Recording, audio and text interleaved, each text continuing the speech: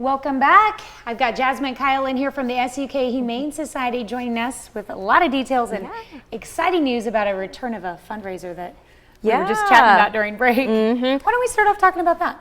Yeah, so since the pandemic, we are bringing it back, and it's Egg My Yard. This will be the third annual Egg My Yard event for the SEK Humane Society. It's Easter morning, and from 7 a.m. to 8 a.m., myself and about 15 to 20 volunteers get on up into Easter gear, and we go decorate people's houses with pre-filled candied eggs for the community.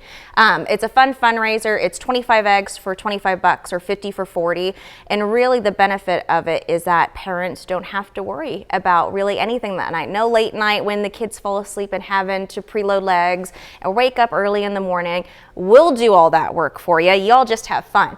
And what we do as well is we leave door knockers on all the doors that state, what's happening, because a lot of the time, over half of them last time we had this event, is that you can actually gift this service to somebody. So it doesn't have to be your yard. So it's a great gift for grandparents with grandkids, or maybe you're a neighbor and you want to do something nice for your other neighborhood community like that. It's super duper fun. It's one that we have had emails about every single year since we've had to pause it about bringing it back, and sure enough, we're going to bring it back.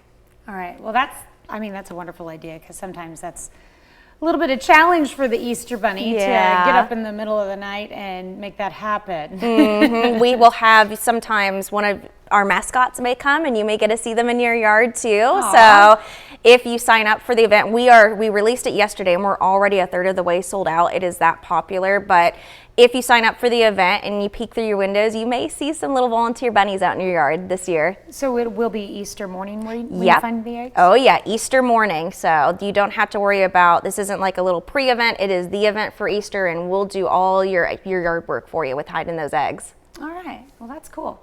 Okay, so another thing that I wanted to talk to you about is puppies. Yes. Lots of puppies.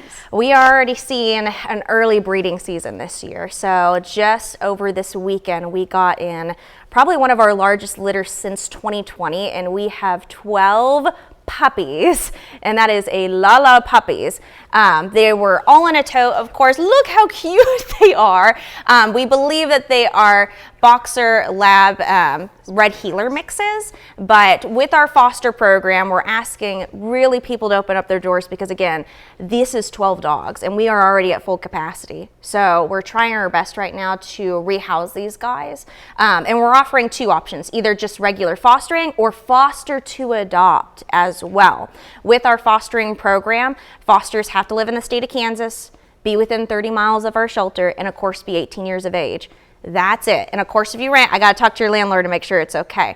But if you're interested in this, please fill out a foster form on our website. Give us a call, email me. We will work with you. And again, all of our fosters are supplied with everything.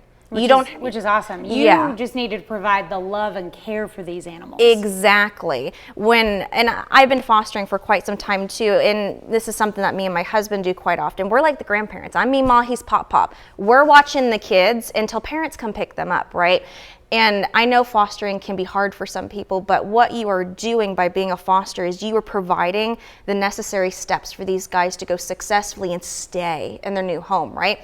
You're giving them socialization through love and care.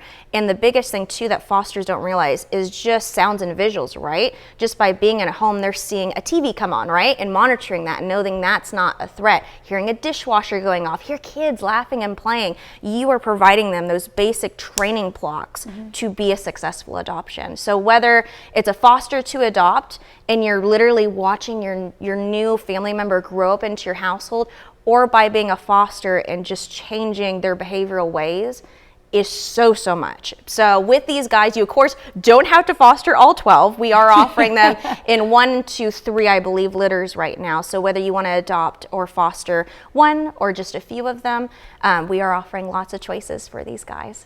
Okay, if you don't mind sticking around, I'd love to have you on our Fox show. I have a lot more questions about the fostering program. Yeah, absolutely. If you don't mind. All right, well, we will return in our next hour. Sounds good. All right, we'll be right back.